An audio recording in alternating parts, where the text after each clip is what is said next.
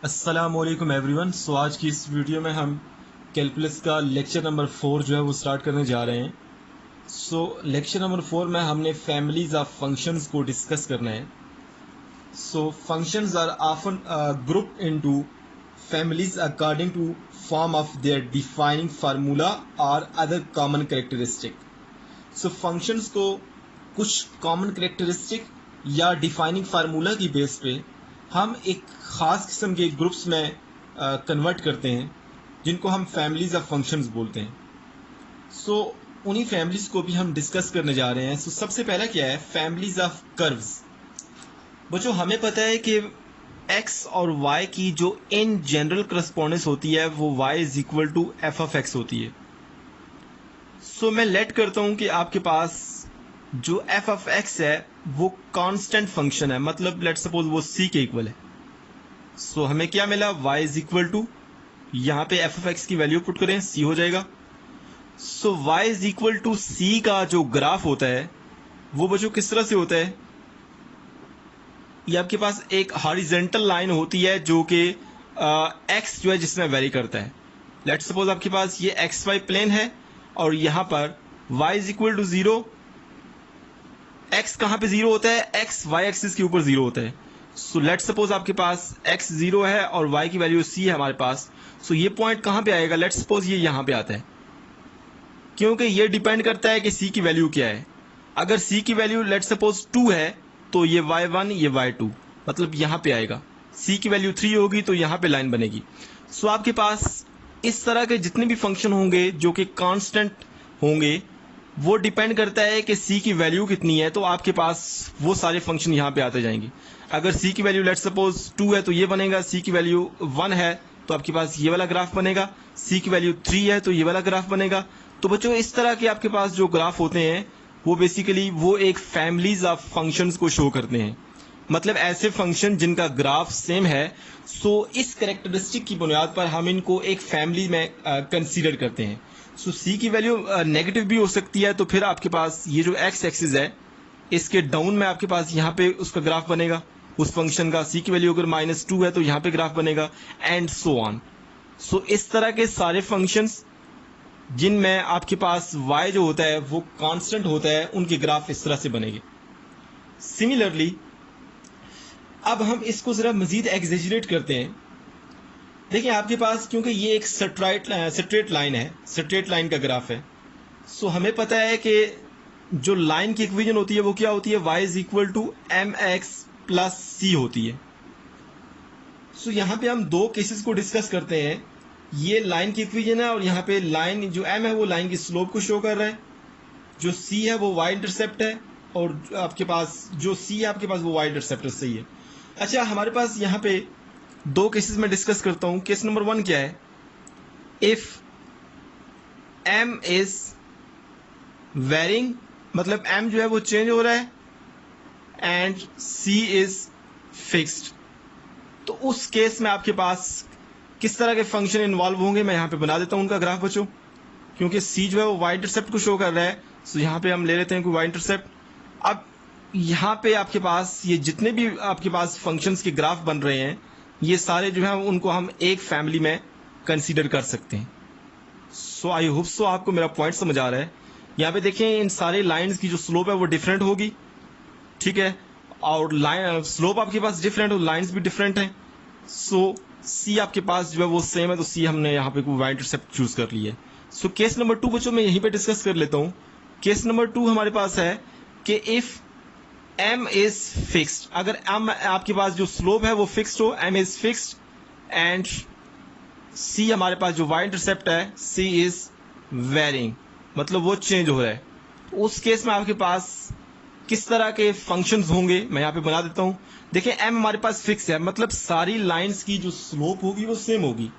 Lines जब parallel होती हैं तो उनकी स्लोप सेम होती है। c हमारे पास चेंज हो रहा है। लेट्स सपोज आपके पास किस तरह का ग्राफ में बना देता हूँ, देखें जरा, ये आपके पास यहाँ पे जो y इंटरसेप्ट है वो चेंज हो रहा है, लेकिन स्लोप जो है वो सेम है, क्योंकि ये लाइन सारी पैरेलल है तो इनकी स्लोप जो है वो सेम होगी।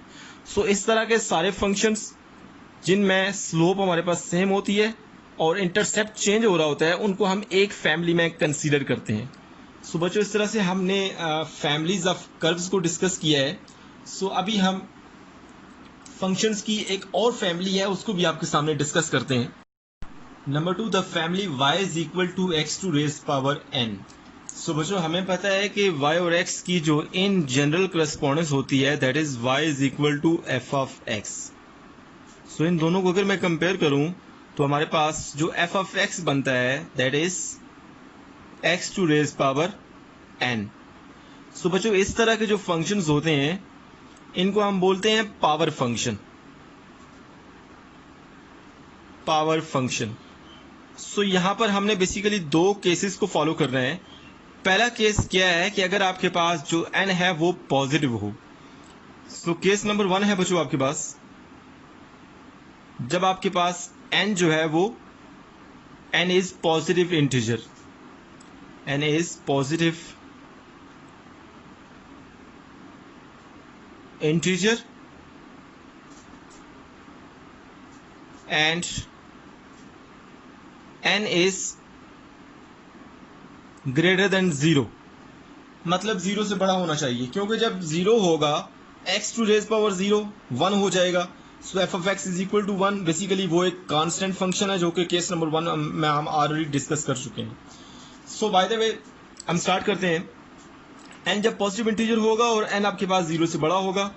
अब हमारे पास वो सारे फंक्शंस जिसमें आपके पास x to raise power n हो और आपके पास n जो है वो पॉजिटिव इंटीजर हो, उन सारों का जो ग्राफ होगा वो हम देखते हैं कि किस तरह से वो एक जैसा होता है और उनको हमने इस फैमिली में रखा हुआ है। सो देखिएगा ज़रा। सो इसमें हम मज़ीद दो सब केसेस लेते हैं। केस नंबर 1 क्या है कि n आपके पास इवन इंटीजर हो, इवन इंटीजर। सो n इवन इंटीजर होगा मतलब n क्या होगा 2 होगा 4 होगा 6 होगा 8 होगा एंड सो ऑन। सो उस केस में आपके पास जो बच्चों ग्राफ बनेगा, मैं इधर एक ही एक्स वाई प्लेन लेता हूं और यहीं पे आपको समझाने की कोशिश करता हूं, जरा देखिएगा। सो बच्चों आपके पास ये एक्स वाई प्लेन है। सो ये आपके पास जो है एक्स एक्सिस है। सिमिलरली आपके पास ये जो वर्टिकल लाइन है ये आपके पास वाई एक्सिस को शो कर रही है। सो अब वो सारे फंक्शंस जिसमें x की पावर इवन नंबर्स आते हैं उनका ग्राफ हमारे पास किस तरह से सिमिलर होगा। अगर हमारे पास x की पावर 2 हो, मतलब n की जगह हम 2 लिखें, तो उस केस में हमारे पास ग्राफ किस तरह से बनेगा जरा देखिएगा। उस केस में हमारे पास जो ग्राफ बनेगा बच्चों वो हम पहले भी पढ़ चुके हैं, कुछ इस तरह का बनेगा हमारे पास। इसका ग्राफ हम पहले भी बनाते आए हैं। सो उसको मैं यहाँ पे बच्चों लिख देता हूँ आपके सामने, देखिएगा ज़रा। सो ये जो ग्राफ है बेसिकली ये किसका ग्राफ है, y is equal to X square का। ये थोड़ा सा टेढ़ा है, ऐसे स्ट्रेट लाइन नहीं है बच्चों ये। इसको काइंडली आप देख लीजिएगा बुक से भी। सो आपके पास ये ग्राफ कुछ इस तरह से आता है। सो अब हमारे पास अगर n की जगह 4 हो, मतलब x की पावर 4, सो x की पावर 4 का जो ग्राफ होता है बच्चों वो कुछ इस तरह से होता है। यहाँ पे हमारे पास बिल्कुल ऐसा ही होता है, लेकिन वो यहाँ से नीचे से थोड़ा सा टेढ़ा होता है। सो कुछ इस तरह का होता है हमारे पास वो ग्राफ, उसको मैं यहाँ पे लिख देता हूँ। सो ये x की पावर 4 का ग्राफ है। सो सिमिलरली हमारे पास अगर x की पावर 6 हो तो उसका ग्राफ कैसे बनेगा वो भी मैं आपको बता देता हूँ। ये x की पावर 4 का ग्राफ है और ये जो ऊपर वाला था ये हमारे पास x की पावर 2 का ग्राफ था। सो अब x की पावर अगर मैं लेट सपोज 6 लेता हूं तो x की पावर 6 का जो ग्राफ होगा बच्चों वो भी मैं यहां पे बना देता हूं। वो कुछ इस तरह से होगा हमारे पास। ये x की पावर 6 का ग्राफ है। सो बच्चों हमारे पास इस तरह से हमने देखा है कि ये जो x की पावर हम चेंज करते जाएंगे और इवन नंबर्स होंगे तो उनका ग्राफ किस तरह से बनता जाएगा। सो इस तरह से हमारे पास वो ग्राफ बनेंगे। लेट्स सपोज हमारे पास n की पावर ऑड हो, मतलब n की ये क्या आपके पास दूसरा सब केस है, n हमारे पास हो ऑड नंबर, ऑड इंटीजर या ऑड नंबर। सो उस केस में हमारे पास फंक्शंस के ग्राफ किस तरह से बनेंगे, सो उसको भी हम यहाँ पे डिस्कस कर लेते हैं बच्चों। ये हमारे पास एक्स वाई प्लेन है और मैं यहीं पर समझाने की कोशिश करता हूँ। लेट्स सपोज हमारे पास n की जगह यहाँ पे 1 हो, मतलब y is equal to X की पावर 1, मतलब y is equal to X. तो y is equal to X का जो ग्राफ होता है बच्चों वो हमारे पास स्ट्रेट लाइन होती है, ये हमें पता है, हम पहले भी इसको देख चुके हैं। ये हमारे पास y is equal to X का ग्राफ है। सो यहाँ पे मैं मेंशन भी कर देता हूँ। अब हमारे पास नेक्स्ट ऑड नंबर क्या है, 3 है। सो जब x की पावर 3 होगा तो उसका ग्राफ किस तरह से बनेगा बच्चों, वो भी मैं यहाँ पे बना देता हूँ, जरा देखिएगा। उसका ग्राफ हमारे पास कुछ इस तरह से बनेगा, यहीं से स्टार्ट होगा, यहाँ से देखिएगा ज़रा। सो ये ऐसे नीचे आएगा एंड जिस तरह से tan का ग्राफ होता है कुछ ऐसे ही मिलता जुलता है। सो हमारे पास ये किसका ग्राफ है, ये y is equal to X cube का ग्राफ है। मैं यहाँ पे मेंशन भी कर देता हूँ, y is equal to X cube का ग्राफ है। So next odd number x की पावर 5 है। सो x की पावर 5 का ग्राफ बच्चों किस तरह से बनेगा, वो भी मैं यहाँ पे बना देता हूँ, जरा देखिएगा। x की पावर 5 का जो ग्राफ होगा वो यहाँ पे इससे मिलता जुलता होगा, यहाँ से थोड़ा सा टेढ़ा होगा यहाँ से। सो यहाँ इधर से बेंड हो जाएगा। सो ये किसका ग्राफ है, x की पावर 5 का ग्राफ है। यहाँ पे मैं मेंशन कर देता हूँ, ये वाली जो लाइन है y is equal to X की पावर 5 का ग्राफ है। सो नेक्स्ट जो ऑड नंबर है वो 7 है, तो x की पावर 7 का ग्राफ भी इससे मिलता जुलता ही होगा। सो बच्चों ये आप देख लीजिएगा। सो ये जो फंक्शंस हैं, देखें ये वाले फंक्शन जिसमें x की पावर 8 नंबर था और ये जिसमें x की पावर इवन नंबर था, सो इनको हमने एक खास किस्म की फैमिली में इकट्ठा किया हुआ है, खास किस्म के ग्रुप में इकट्ठा किया हुआ है। सो अब हम the family y is equal to X to raise power n में केस नंबर 2 को डिस्कस करते हैं। केस नंबर 1 में क्या था कि जब n आपके पास कोई पॉजिटिव इंटीजर हो और n 0 से बड़ा हो। अब हम देखते हैं कि n हमारे पास अगर कोई नेगेटिव इंटीजर हो तो फिर हमारे पास फंक्शंस के ग्राफ किस तरह से सिमिलर होंगे और उन सब फंक्शंस को हमने इस केस में किस तरह से एडजस्ट किया हुआ है, इस फैमिली में किस तरह से एडजस्ट किया हुआ है। सो अब हम केस नंबर जो 2 है उसको मैं यहाँ पे लिखता हूँ। सबसे पहले देखें ज़रा। सो केस नंबर 2 है बच्चों हमारे पास, when n is negative integer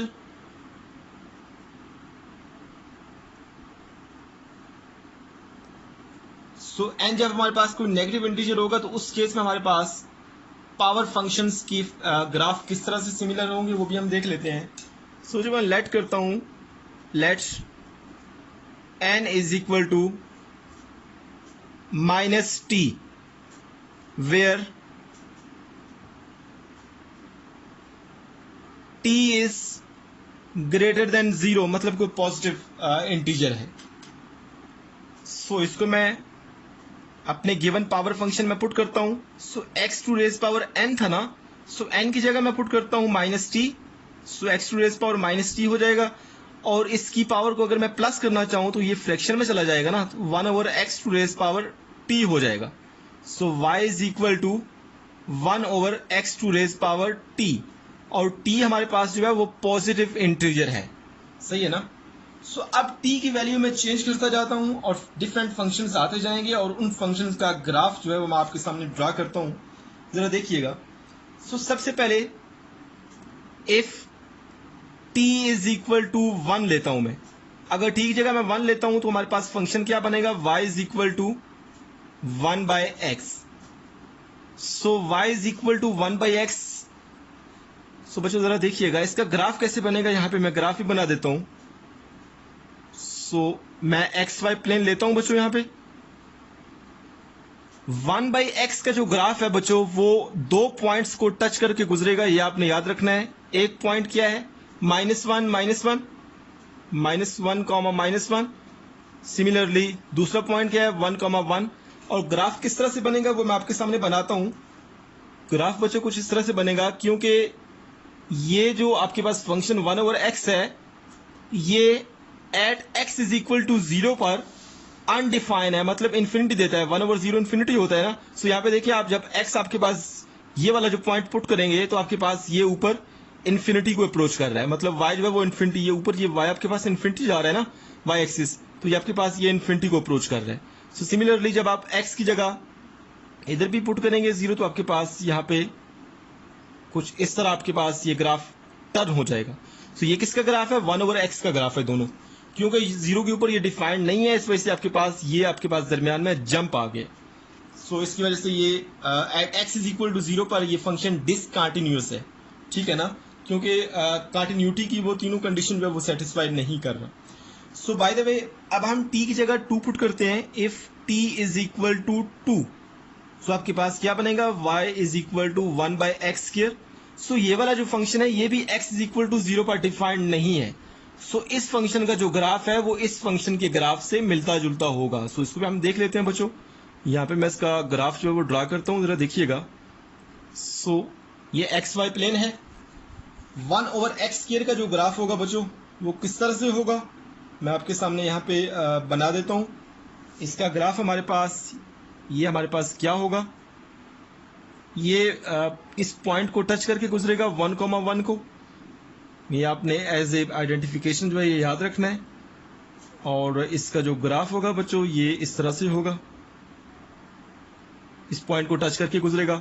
similarly क्योंकि यहाँ पे देखिए इवन फंक्शन है, एक्स की जगह जब -1 पुट करूंगा तो -1 का स्क्वायर +1 हो जाएगा। सो आपके पास ये इधर ग्राफ होने की बजाय यहाँ पे होगा ऊपर। सो ये पॉइंट कौन से पॉइंट को टच करके गुजरेगा, -1,1 को टच करके गुजरेगा। और ग्राफ किस तरह से होगा, ग्राफ कुछ बच्चों इस तरह से होगा। ये ऊपर आपके पास ग्राफ देखें अगर आप, तो ये ऊपर एक्स वाई एक्सिस की डायरेक्शन में जा रहा है, क्योंकि एक्स जब 0 पुट करेंगे तो ये अनडिफाइन होगा, तो इस वजह से यहाँ पे दरमियान में जंप है, डिसकंटिन्यूटी है। सो इसका ग्राफ इस तरह से होगा। If t is equal to 3 put करूं तो हमारे पास फंक्शन क्या बनेगा, y is equal to 1 over X to raise power 3 हो जाएगा। सो इसका ग्राफ बच्चों किस तरह से बनेगा, सो इसका ग्राफ जो है बच्चों वो भी सिमिलर ही बनेगा। सो बच्चों हम क्या करते हैं यहाँ पे, चले हम इवन और आर्ट दोनों केसेस को अलग-अलग सॉल्व करने के बजाय इकट्ठा ही कर लेते हैं। बस आपने समझने की कोशिश करनी है। तो 1 ओवर एक्स क्यूब का जो ग्राफ बनेगा वो हमारे पास, उसका यहाँ पे मैं बना देता हूँ, जरा देखिएगा।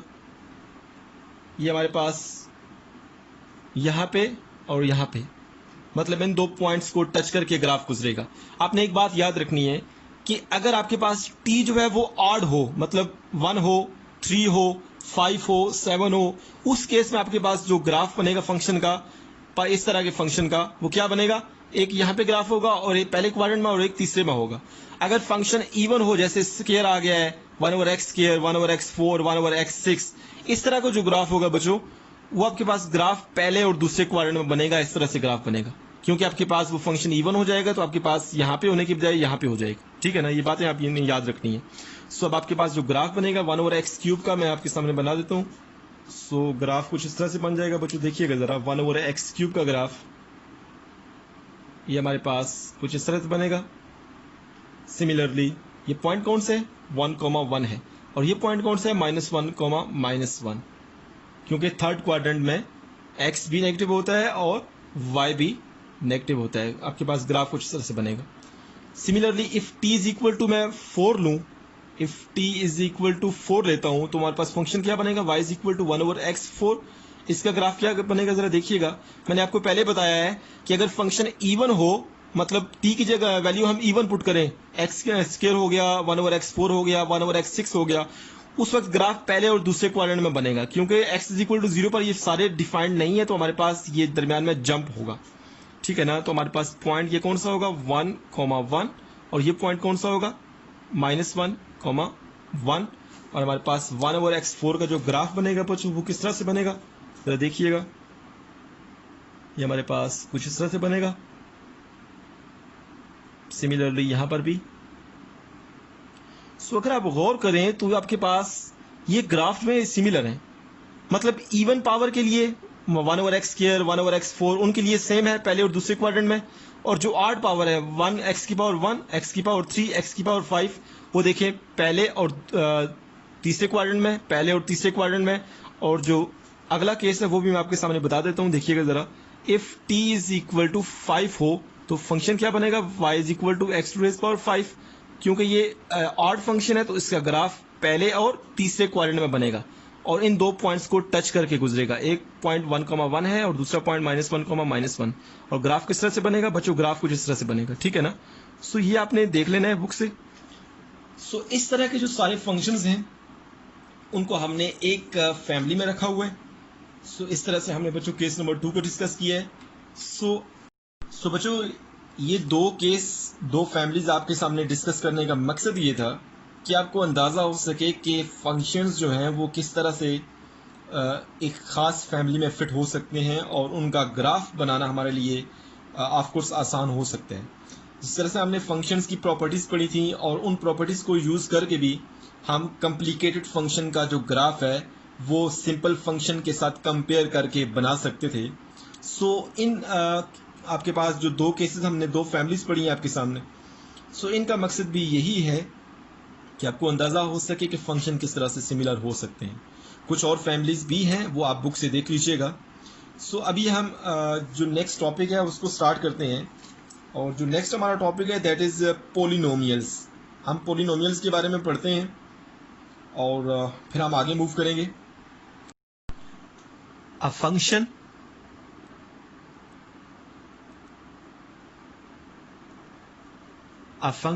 p of x of the form a function p of x of the form p of x is equal to a naught plus a1 x1 plus a2 x square plus a3 x3 plus so on up to an xn is called a polynomial. Is called a polynomial where a naught a1 up to an are real numbers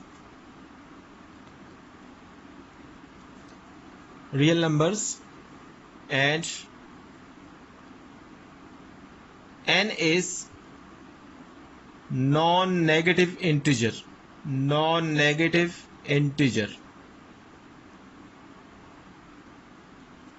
सो बच्चों, हमारे पास कोई भी function जो कि इस form में होता है a naught plus a1 x plus a2 x square plus a3 x cube up to an xn, इस तरह का कोई भी फंक्शन होता है उसको हम बोलते हैं पोलिनोमियल फंक्शन या पोलिनोमियल बोलते हैं।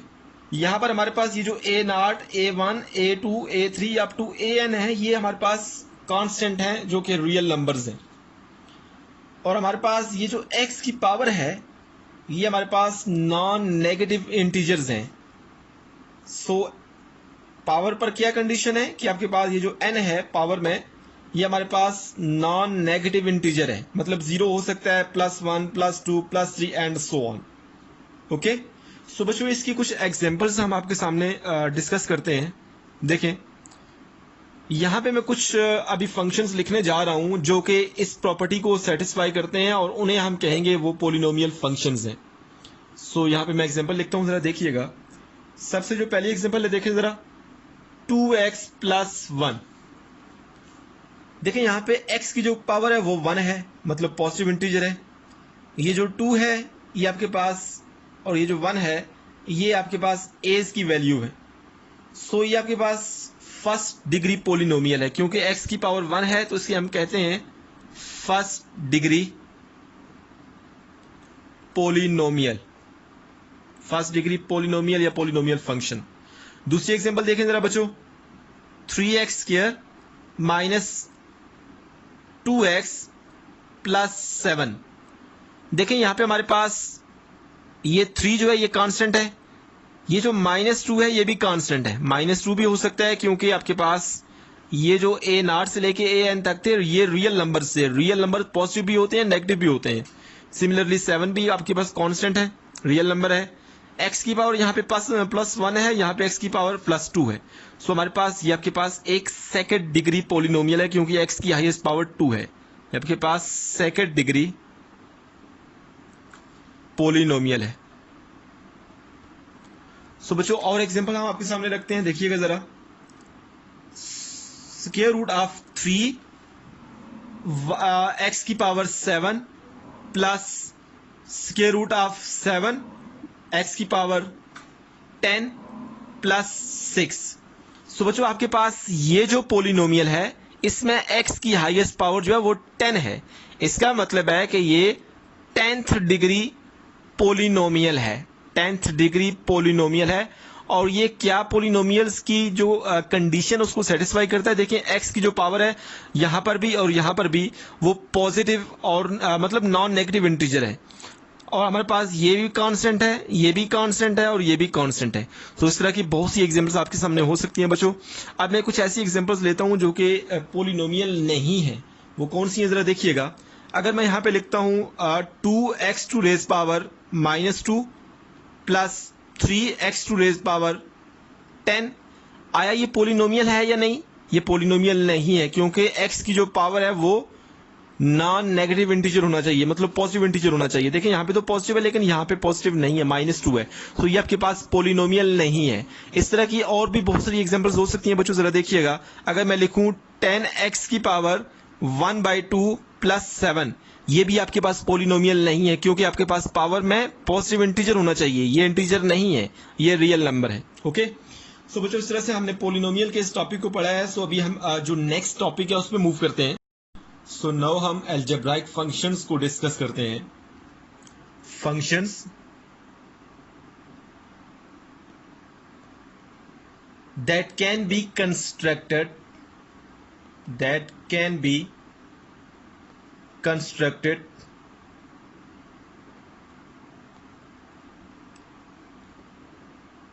from polynomials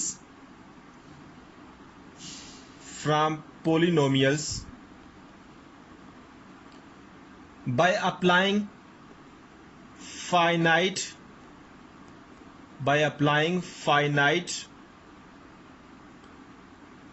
finitely many algebraic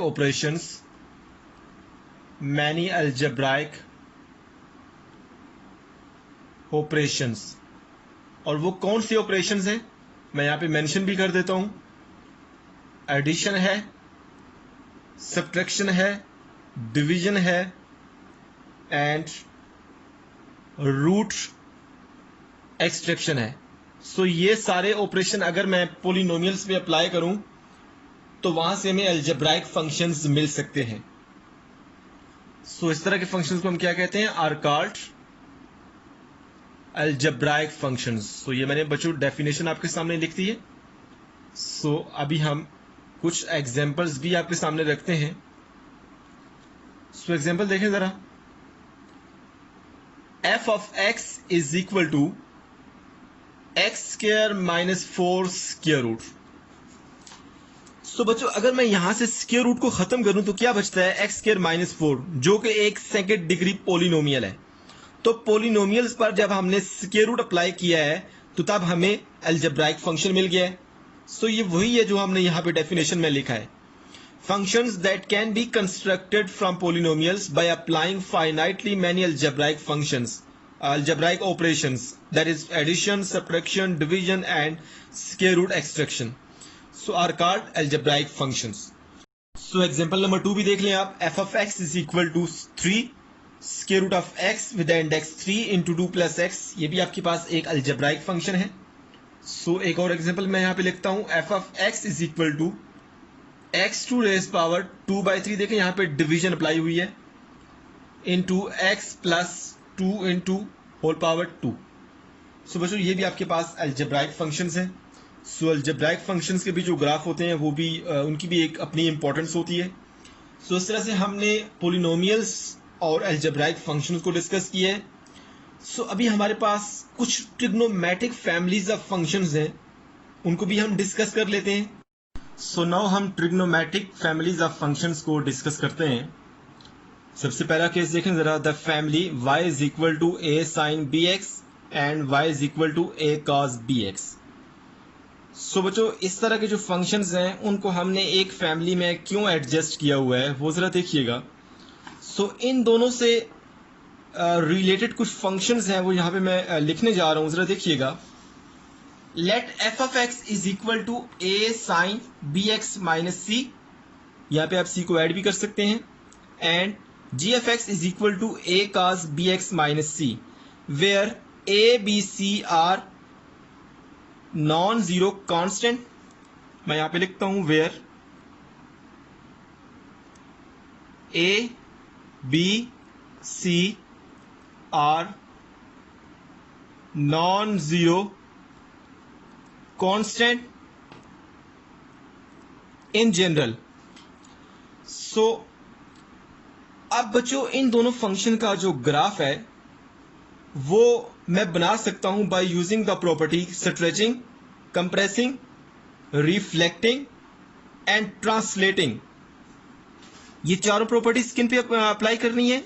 in functions के ऊपर अप्लाई करनी है। y is equal to sine x पर and y is equal to cos x पर। अगर मैं y is equal to sine x and y is equal to cos x पर translating, number 2 stretching, compressing, reflecting, अगर इन चारों properties को use करूं तो इस तरह के जो फंक्शंस होते हैं उनका हम ग्राफ इजीली बना सकते हैं। सो बच्चों मैं एक एग्जांपल आपके सामने यहां पे सॉल्व करूंगा तो फिर आपको यकीन हो जाएगा कि वाकई हम इन फंक्शंस के ग्राफ को अगर हम स्ट्रेच करें, कंप्रेस करें, रिफ्लेक्ट करें या ट्रांसलेट करें तो इस तरह के फंक्शंस जहां पे ए बी सी कांस्टेंट हैं, इस तरह के फंक्शन का ग्राफ हम इजीली गेन कर सकते हैं। सो यहां पे बच्चों एग्जांपल जरा देखें। मैं यहां पे एक फंक्शन लेता हूं y is equal to 2 sine 4x। देखें यहां पे हमारे पास a की वैल्यू 2 है और b हमारे पास कितना है? b हमारे पास 4 है, जबकि हमने यहां पे वेयर c हमने जो है वो 0 लिया है, क्योंकि इन जनरल ये A B C non zero होते हैं, लेकिन पर्टिकुलर हम सी को 0 ले सकते हैं। सो सी को मैंने 0 लिया है। सो यहां पे जब सी को 0 पुट किया तो क्या बचा? a साइन बी एक्स, और a की वैल्यू 2 है और b की वैल्यू 4 है इस एग्जांपल में। सो जरा अब इसका ग्राफ हम बनाते हैं by using the graph of this function y is equal to sine x. So बच्चों सबसे पहले तो y is equal to sine x का जो ग्राफ है मैं यहां पे बनाता हूं। अच्छा एक जो मिस्टेक है जो मैंने लास्ट वाले लेक्चर में आई थिंक सो की है, जो कैलकुलस का लेक्चर 3 था, उसमें मैंने आपको बताया था कि साइन की जो डोमेन होती है वो -1 से 1 होती है, साइन की जो रेंज है वो -1 से 1 होती है, ठीक है ना। सो डोमेन जो है वो -1 से 1 नहीं होती। सो बाय द वे यहाँ पर हम सबसे पहले साइन एक्स का ग्राफ यहाँ पे मैं बनाता हूँ। ये बच्चों आपके पास एक्स एक्सिस है और ये आपके पास वाई एक्सिस है। सो जरा देखिएगा, ये आपके पास एक्स एक्सिस है। सिमिलरली ये जो वर्टिकल लाइन है दिस शोज वाई एक्सिस। सो आपके पास जो साइन एक्स का ग्राफ है मैं यहां पे ड्रा करने जा रहा हूं, देखिएगा जरा। यहां पे मैं पॉइंट लेता हूं -2 पाई, मतलब -180। सो यहां पे मैं लेता हूं दिस इज -पाई। सिमिलरली यहां पे मैं लेता हूं 0। सिमिलरली यहां पर पाई एंड अगेन यहां पे 2 पाई। सो इस पाई को थोड़ा सा अगर हम इधर कर लें तो ये ज्यादा मुनासिब होगा। सो पाई यहां पे है, ठीक है ना।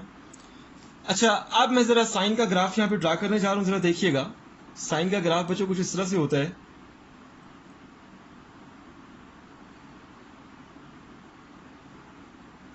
सो ये आपके पास साइन का ग्राफ मैं ड्रा करने जा रहा हूं।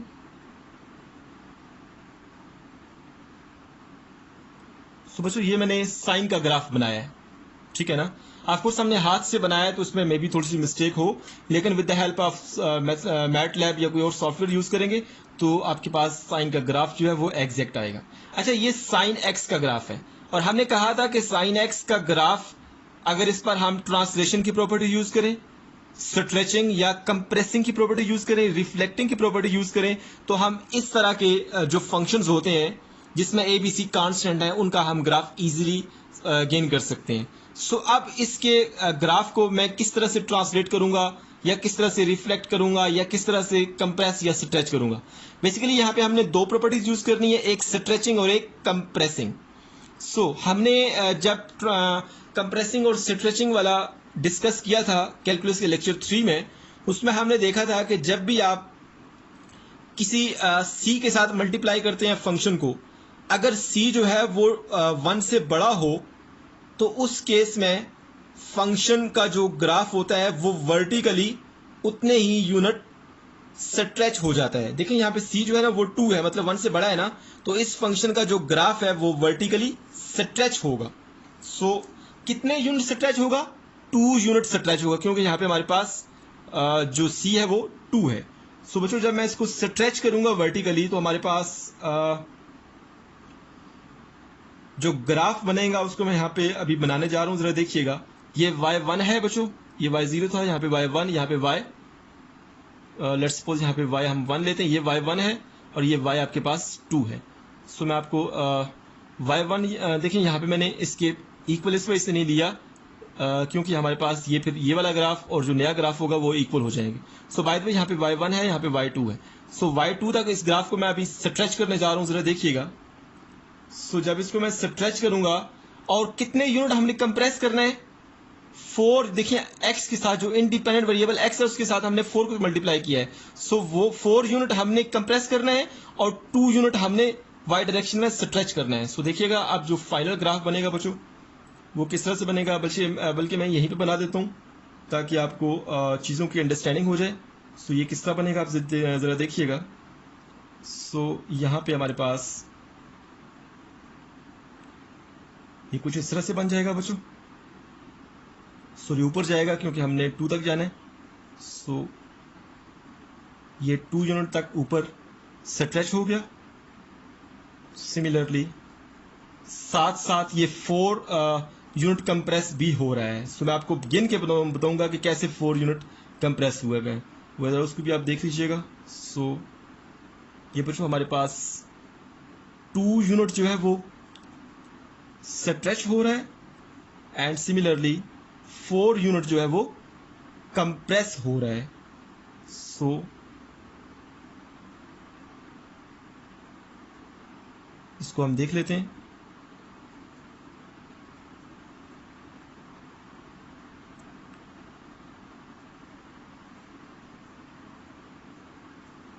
आई होप सो आपको इसकी अंडरस्टैंडिंग हो रही है।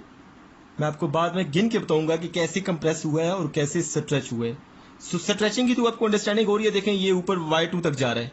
सो ये थोड़ा सा ऊपर कर लें बेशक। कंप्रेसिंग किस तरह से होती है वो भी मैं आपको बताता हूँ।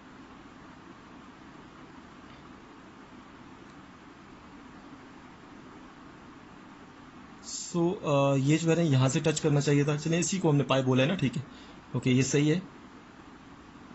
सो दिस इज अच्छा आप देखें जरा, यहां से लेके यहां तक पहले हमारे पास जो साइन का ग्राफ था साइन एक्स का वो ये वाला था, मतलब इसमें नंबर ऑफ पीक कितनी है? एक पीक है। अच्छा अब यहां से लेके यहां तक जब मैंने 4 के साथ मल्टीप्लाई किया है एक्स को तो कितनी नंबर ऑफ पीक्स बनती है जरा देखिएगा। पहले 1 थी हमारे पास नंबर ऑफ पीक, आप देखते हैं 1 2 3 4, मतलब देखें ना यहां से लेके यहां तक नंबर ऑफ पीक्स 4 बन गई, ठीक है ना। तो ये बेसिकली कंप्रेस हुआ है 4 यूनिट। अब बेशक यहां से लेके यहां तक देख ले, अब देखें पहले नंबर ऑफ पीक्स कितनी थी? यहां से लेके यहां तक एक नंबर ऑफ पीक थी यहां पर। अब गिनते हैं, ऊपर गया 1, फिर नीचे आया 2, फिर 3, फिर 4, तो अब 4 हो गई। सो इस तरह से जो कंप्रेस हुआ है उसमें नंबर ऑफ पीक्स को आप गिनते हैं और वो देखें जितना भी यहाँ पे एक्स के साथ नंबर होगा उतने ही वो पीक्स होने चाहिए। सिमिलरली ये जो स्टार्ट पे 2 हमने मल्टीप्लाई किया है इसका मतलब है कि ये स्ट्रेच हुआ है वर्टिकल। अब देखें पहले हमारे पास यहाँ पे हमने सिंपली ग्राफ बनाया था साइन का, अब जरा पहले हमारे पास ये ग्राफ था साइन का। अब जब हमने 2 के साथ मल्टीप्लाई किया है तो देखिए आप ये जो ग्राफ है ऊपर 2 तक जा रहा है, y2 तक जा रहा है। सो इस तरह से हमारे पास ये स्ट्रेचिंग भी 2 यूनिट हो गई है। सो बच्चों इस तरह से हमने इस फंक्शन का ग्राफ बना लिया है। मुझे उम्मीद है कि आपको इसकी अंडरस्टैंडिंग हो गई है। तो 9 बच्चों हम यहाँ से कुछ इंपॉर्टेंट चीजें जो है वो आपके सामने रखते हैं। इस तरह से हमारे पास ये y is equal to a sine bx और y is equal to a cos bx का आपके पास जो है वो ग्राफ आ गया है। हमने यहाँ पे ऑफ कोर्स साइन वाली एग्जांपल ली है, आप cos वाली एग्जांपल भी लेके आप उसको देख सकते हैं। अच्छा यहाँ पे हम कुछ न्यू टर्म्स डिफाइन करने जा रहे हैं और डिफाइन क्यों करने जा रहे हैं उसकी वजह ये है कि अगर आपके पास a b in general positive number हो तो आपके पास इन फंक्शन का जो ग्राफ है वो -a और a के दरमियान ऑसिलेट करेगा। सो उस ऑसिलेशन की वजह से हमारे पास एम्पलीट्यूड, फ्रीक्वेंसी और पीरियड जो है उसको हम डिफाइन कर सकते हैं। सो एम्पलीट्यूड किसके बराबर होगा बच्चों, मैं यहाँ पे लिख देता हूँ amplitude this is equal to mod of a. आपके पास यहाँ पे जो भी ए की वैल्यू होगी, जिस तरह से इस एग्जांपल में 2 है, सो 2 अगर नेगेटिव हो या पॉजिटिव हो तो उसको आपने मॉड ले लेना है। सो ये एम्पलीट्यूड की डेफिनेशन है। सिमिलरली अगर मैं पीरियड की डेफिनेशन यहाँ पे लिखूं, सो पीरियड हम कैसे फाइंड कर सकते हैं, period is equal to 2 pi divided by B का मॉड। बी की वैल्यू भी आपके पास यहाँ पे देखें, ये जो एक्स के साथ होगा वो बी होगा, बी हमारे पास इस एग्जांपल में 4 है। सो 2 पाई डिवाइडेड बाय बी का मॉड, क्योंकि साइन और काज का जो पीरियड होता है वो 2 पाई होता है। अगर यहाँ पे 10 होता उस केस में हमारे पास यहाँ पे पाई आता। सो उस फैमिली को हमने डिस्कस नहीं किया अभी। सो पीरियड हमने फाइंड कर लिया है। सो जब हम पीरियड फाइंड कर लेते हैं तो हमें फ्रीक्वेंसी भी मिल सकती है। सो फ्रीक्वेंसी हमारे पास किस तरह से बचवाएगी, जरा देखिएगा। फ्रीक्वेंसी ये आपके पास n है, frequency is equal to 1 divided by period होता है। सो पीरियड आपने जो भी फाइंड किया होगा, आप 1 से डिवाइड करें तो आपके पास वो फ्रीक्वेंसी के इक्वल होगा। सो या आप इसको इस तरह से भी लिख सकते हैं, देखें जरा, फ्रीक्वेंसी इज इक्वल टू, मैं यहाँ पे फ्रीक्वेंसी पीरियड की वैल्यू पुट करता हूँ, 1 डिवाइडेड बाय पीरियड की वैल्यू ये होती है ना 2 pi divided by mod of B. So ये हम लिख सकते हैं b mod divided by 2 pi, मतलब पीरियड का रेसिप्रोकल ले लें तो हमारे पास फ्रीक्वेंसी हमें मिल जाएगी। सो इस तरह से बच्चों आप हर एग्जांपल में ये 3 टर्म्स भी इजीली फाइंड कर सकते हैं।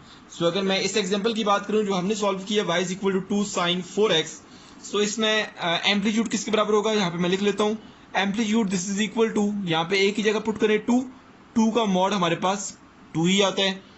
सो 2 पाई डिवाइडेड बाय b का मॉड, b हमारे पास कितने हैं, b हमारे पास 4 है।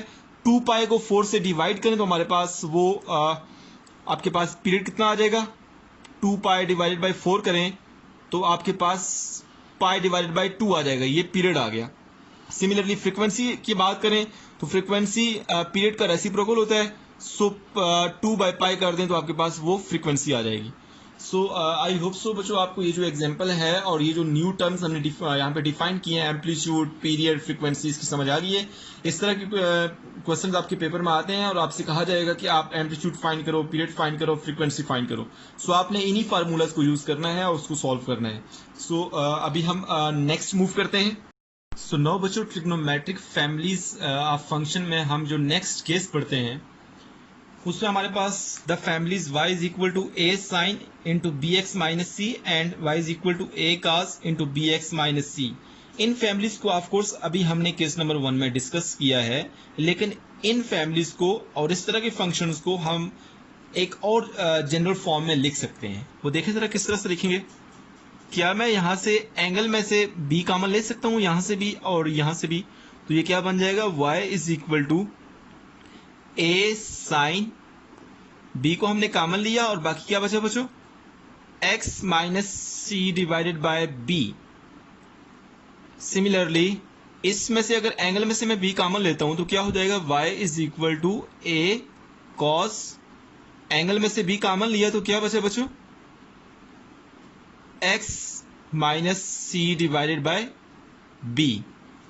सो इस तरह के अगर हमारे पास फंक्शंस गिवन हो तो तब भी हम उनको इनके इक्वल लिख सकते हैं, क्योंकि जैसे हमने एंगल में कॉमन लिया है ना, तो अगर आपके पास पेपर में इस तरह के फंक्शंस गिवन हो तो आपने परेशान नहीं होना। आप समझें कि यही वाले गिवन है जो हमने केस नंबर 1 में आपके सामने रखे हैं। सो इनको हम डायरेक्ट कैसे सॉल्व करेंगे बच्चों, जरा देखिएगा। आपके पास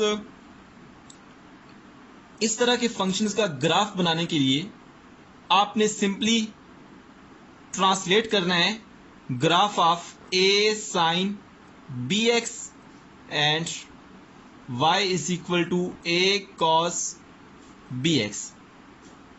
इसका ग्राफ और इसका ग्राफ अगर हम ट्रांसलेट करें तो हमारे पास इन फंक्शन का ग्राफ आ सकता है। अब ट्रांसलेशन कैसे होगी, सो हम एक एग्जांपल जो आपके सामने रखते हैं, जरा देखिएगा। एग्जांपल आपके पास क्या है, find period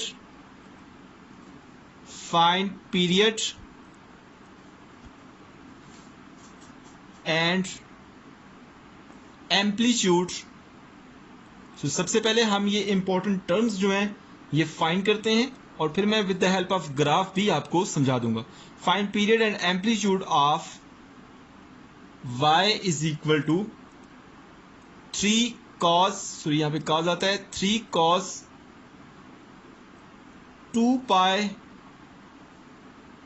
2x plus pi divided by 2। So बच्चों आपके पास ये फंक्शन है, आपने इस फंक्शन में से पीरियड भी फाइंड करना है और एम्पलीट्यूड भी फाइंड करना है और आपने इसका ग्राफ भी बनाना है। सो सबसे पहले हम ये जो इंपॉर्टेंट जो टर्म्स हैं ये फाइंड कर लेते हैं, फिर हम with the help of graph भी इसको अंडरस्टैंड करने की कोशिश करेंगे।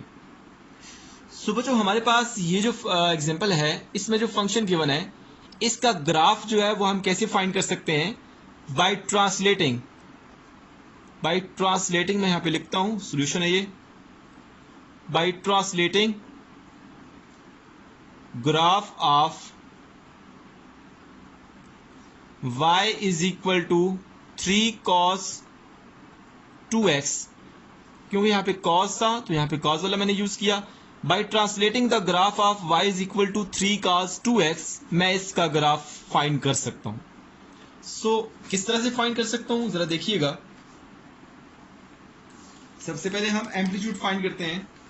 हमारे पास ये वाली जो एग्जांपल है बच्चों, क्या मैं इसको रीअरेंज करने के बाद इस तरह से लिख सकता हूं, y इज इक्वल टू, इसमें से आपने 2 कॉमन लेना है, x को आइसोलेट करना है। सो 3 cos 2 को कॉमन लिया, बाकी क्या बचा, x plus pi divided bye 4 हो जाएगा नहीं ये। सो क्योंकि हमारे पास देखें ये जो cos वाला था, in general y is equal to a cos b into x minus c और b, यहाँ पे माइनस था तो देखिए यहाँ पे हमारे पास प्लस पाई बाय 4 है। क्या इसको मैं जनरल फॉर्म में लेके जाने के लिए यहाँ पे इसको इस फॉर्म में लिख सकता हूँ, x minus into minus pi by 4, क्योंकि हमारे पास जो जनरल फॉर्म थी उसमें यहाँ पे माइनस था, माइनस सी ओवर बी। सो यहाँ पे देखें मैंने माइनस बाहर भी लिख दिया और यहाँ पे माइनस पाई बाय 4 लिख लिया, तो माइनस माइनस प्लस हो जाएगा, ये वाली फॉर्म आ जाएगी। सो इस फॉर्म में लिखने की वजह ये है कि हमारे पास जो जनरल फॉर्म है कॉस की वो आपके पास इस तरह है। सो बच्चों यहाँ पे हमारे पास, अब मैं ए बी सी को इलादा करता हूँ। सो ए हमारे पास बच्चों कितने हैं, ये जो स्टार्ट में होगा ये ए है, ए आपके पास 3 है। बी आपके पास बच्चों कितने हैं, ये जो आपके पास एंगल में से हमने जो कॉमन लिया होगा ये बी है। सिमिलरली सी हमारे पास कितना है बच्चों, सी सॉरी सी नहीं चाहिए हमें, सी ओवर बी चाहिए। C over B this is equal to, देखिए हमारे पास जो जनरल फॉर्म थी उसमें देखिए minus into C over B है। सो सी ओवर बी की जगह यहाँ पे क्या लिखा हुआ, अगर आप इन दोनों को कंपेयर करें, C over B is equal to minus pi by 4 आ गया। सो बच्चों अब वो जो इंपॉर्टेंट टर्म्स हैं वो हम कैसे फाइंड करेंगे। देखिए हमारे पास जो एम्पलीट्यूड है, एम्पलीट्यूड किसके बराबर होता है, मॉड ऑफ ए के बराबर होता है, थोड़ी देर पहले हमने पढ़ा था। सो यहाँ पे मैं डायरेक्ट लिख देता हूँ बच्चों, देखिएगा जरा, amplitude this is equal to mod of A, और ए की वैल्यू हमारे पास 3 है, सो मॉड ऑफ 3 हमारे पास 3 ही आता है। सो इस तरह से हमने एम्पलीट्यूड फाइंड कर लिया। सो इस एग्जांपल में हमने पीरियड भी फाइंड करना है। सो पीरियड का फार्मूला थोड़ी देर पहले हमने देखा था, 2 pi divided by mod of B. So 2 pi divided by mod of B किसकी इक्वल होगा जरा देखिएगा, period this is equal to 2 pi divided by mod of B. So 2 pi divided by mod of B, अगर 2 का mod लें तो 2 ही आता है, तो हमारे पास आंसर क्या आ जाएगा, पाई आ जाएगा बच्चों। सो इस तरह से हमने एम्पलीट्यूड और पीरियड तो फाइंड कर लिया है। सो अब मैं आपको बताता हूं कि इस फंक्शन का ग्राफ कैसे हमने ड्रॉ करना है। सो अब हम इसको देख लेते हैं ग्राफ को। सो अब हम ग्राफ की बात करते हैं। Graph of y is equal to 3 cos into 2x plus pi by 2। So पहले हम इसको ज़रा अरेंज करते हैं और जनरल फॉर्म में लेके जाते हैं। सो पहले मैं एंगल में 2 कॉमन लेता हूँ यहाँ से। सो क्या हो जाएगा, x प्लस पाई बाय 4 हो जाएगा। अब यहाँ पे जनरल फॉर्म में यहाँ पे माइनस आता है, तो क्या मैं इसको लिख सकता हूँ, देखिएगा ज़रा, 3 cos 2 into x minus into minus pi by 4। सो बच्चों यहाँ पे हमने ए बी और सी ओवर बी की जो वैल्यूज़ हैं उनको मैं इलादा कर लेता हूँ। ऑफकोर्स मैं एग्जाम्पल के स्टार्ट में कर भी चुका हूँ इलादा। सो अब दोबारा से, सो बी इज इक्वल 2 आ गया, आपके पास बी होता है। सिमिलरली सी ओवर बी हमारे पास कितना है, माइनस पाई बाय 4। आपने ये वैल्यूज कैसे फाइंड किए हैं? आप इसको बेशक 1 कह दें, 1 का आप जनरल फॉर्म के साथ कंपैरिजन करेंगे तो आपको ये सारी वैल्यूज मिल जाएगी। ए की वैल्यू 3 है, बी की वैल्यू 2 है और सी ओवर बी की वैल्यू -π/4 है। सो बच्चों यहाँ पे ये जो सी ओवर बी है इसकी वैल्यू बहुत मैटर करती है। क्यों मैटर करती है? क्योंकि ये हमें बताएगा कि हम ग्राफ को किस साइड पे ट्रांसलेट करेंगे। इक्वेशन 1 का जो ग्राफ है वो कैसे हम हासिल करेंगे? By translating the graph of y is equal to 3 cos 2x। ये जो ग्राफ होगा बच्चों हमारे पास, इस ग्राफ को अगर हम ट्रांसलेट कर दें, किस साइड पे ट्रांसलेट करना है, लेफ्ट साइड पे करना है या राइट साइड पे करना है, वो हमें बताएगा सी ओवर बी की वैल्यू। सी ओवर बी की वैल्यू अगर नेगेटिव होगी तो ओरिजिन से लेफ्ट साइड पे हमने ट्रांसलेट करना है इस ग्राफ को। सिमिलरली सी ओवर बी की वैल्यू अगर पॉजिटिव होगी तो हमने इसका ग्राफ जो है वो ओरिजिन से राइट साइड पे ट्रांसलेट करना है, तब हमें इक्वेशन 1 का ग्राफ मिल जाएगा। कितना ट्रांसलेट करना है? वो -π/4 ट्रांसलेट करना है। सो सबसे पहले तो हमें इसका ग्राफ चाहिए। सो बच्चों मैं इसका ग्राफ कैसे बनाऊंगा? हमने स्ट्रेचिंग और कंप्रेसिंग की प्रॉपर्टीज को जब लेक्चर नंबर 3 में डिस्कस किया था, आई थिंक सो, तो उसमें हमने डिटेल के साथ बताया था। बहरहाल हम इसको दोबारा से डिस्कस कर लेते हैं। cos x का ग्राफ सबसे पहले मैं बनाता हूँ, फिर उसको 3 से मल्टीप्लाई करूंगा तो वो y डायरेक्शन में 3 यूनिट स्ट्रेच हो जाएगा। x को 2 से मल्टीप्लाई किया तो वो y डायरेक्शन में 2 यूनिट कंप्रेस हो जाएगा। सो बच्चों यहाँ पे मैं cos का ग्राफ बनाता हूँ। देखिए यहाँ पे हमारे पास 90 होता है, यहाँ पे 180 होता है, यहाँ पे हमारे पास 270 होता है, यहाँ पे 360 होते हैं। सो cos का जो ग्राफ है वो ऑफकोर्स ओरिजिन से इस साइड पर भी होता है -360 तक। तो हम क्या करते हैं कि सिर्फ ओरिजिन से राइट साइड पे जो है ना उसको हम देख लेते हैं, ताकि यहाँ पे ड्राइंग में इशू ना हो। ड्राइंग ऑफकोर्स मैं सही तरह से नहीं कर सकूंगा, लेकिन मेरा मकसद ये है कि आपको चीज़ें समझ आ जाए। सो यहाँ पे y1 होता है बच्चों। सो ये ग्राफ कुछ इस तरह से नीचे आएगा, फिर यहाँ से ऊपर जाएगा, सो फिर यहाँ से नीचे आएगा बच्चों। सो सिमिलरली इसको हम कंटिन्यू करते हैं तो हमारे पास कुछ ग्राफ इस तरह से आ जाएगा। इसी तरह का आपने इस साइड पर भी करना है, ओरिजिन से लेफ्ट साइड पर। सो अब हमें ये सिंपल किसका ग्राफ है? यहाँ पे ग्राफ किसका है? y is equal to cos x का ग्राफ है। अब जब इस cos x को मैं 3 के साथ मल्टीप्लाई करूंगा और x को 2 से मल्टीप्लाई करूंगा तो ये जो ग्राफ है वो y डायरेक्शन में 3 यूनिट स्ट्रेच हो जाएगा और 2 यूनिट कंप्रेस हो जाएगा। वो क्या हो जाएगा? देखिए ये y1 है, सो यहाँ पे लेट्स सपोज y2 है, ये y3 है। सो अब ये ग्राफ किस तरह से आपके पास, ये देखें 3 यूनिट स्ट्रेच हो गया, अब ये नीचे आएगा और 2 यूनिट कंप्रेस भी होगा। सो देखिए यहाँ पे +3, यहाँ पे -3 नीचे आना चाहिए। सो यहाँ पे -3। सो अब आपके पास ये ग्राफ ऊपर जाएगा, सिमिलरली ऊपर जाएगा और उसके बाद फिर नीचे आएगा, सिमिलरली आप इसको टच करेगा एंड इन दिस वे आपने इस ग्राफ को बच्चों कंटिन्यू करना है। सो आई होप सो आपको चीज़ों का आइडिया हो रहा है कि यहाँ पे ग्राफ किस तरह से ये बन रहा है। सो बच्चों ये ग्राफ जो है कुछ इस तरह से बन जाएगा। ये ग्राफ किसका है? y is equal to 3 cos 2x का ग्राफ है। अच्छा, अब इस ग्राफ को, ये जो y is equal to 3 cos 2x का ग्राफ है, इसको अगर हम -π/4 पर ट्रांसलेट कर दें, देखिए आपके पास ये 0 है, यहाँ पे 0 है, सॉरी। अब ये यहाँ पे -π/4, यहाँ पे -π/2 मतलब -90, सिमिलरली आगे -180 एंड सो ऑन। सो अब इस ग्राफ को यहाँ से पकड़ के आप यहाँ पे -π/4 के सामने ले आए। सो जब मैं लेके आऊँगा तो यहाँ पे मैं नया ग्राफ बना देता हूँ, देखिएगा ज़रा। तो आपके पास जो नया ग्राफ बनेगा बच्चों कुछ इस तरह से होगा। अब यहाँ पे हम जो y की वैल्यूज़ हैं वो थोड़ा कम रख लेते हैं। देखिए ये y1 है, ये y2 है, ये y3 है। सो ये -π/4 है लेट्स सपोज। सो अब इस ग्राफ को मैं पकड़ के यहाँ पे लेके आऊँगा तो यहाँ से स्टार्ट होगा अब ग्राफ। सो यहाँ से आएगा नीचे आपके पास, मैं आपको बता देता हूँ, देखिएगा ज़रा। सो अब आपके पास जो ग्राफ बनेगा वो किस तरह से बनेगा? यहाँ से बच्चों ये ग्राफ नीचे आएगा और ये ओरिजिन को टच करते हुए गुजरेगा। सो ये ओरिजिन को टच करके गुजरा है। सो अब आपके पास यहाँ पे सिमिलरली इसको आपने ऐसे मूव करना है आगे। सो ये ग्राफ किसका है? y is equal to 3 cos 2 into x minus into -π/4 4 का ग्राफ। देखिए हमारे पास ये वाला जो ग्राफ है y is equal to 3 cos 2x का, इसको हमने यहाँ से पकड़ के यहाँ -π/4 के सामने ले आए हम। सो यहाँ से ये बच्चे ये सारा जो ग्राफ है यहाँ से स्टार्ट होगा, ओरिजिन को क्रॉस करते हुए ये गुजरेगा। सो मैंने आपके सामने ये बना दिए। सो इस वीडियो में हम इतना ही करेंगे। सो जो मेरी अगली वीडियो होगी उसमें हम लिमिट का जो कंसेप्ट है वो आपके सामने एक्सप्लेन करेंगे। Thank you so much for watching my video.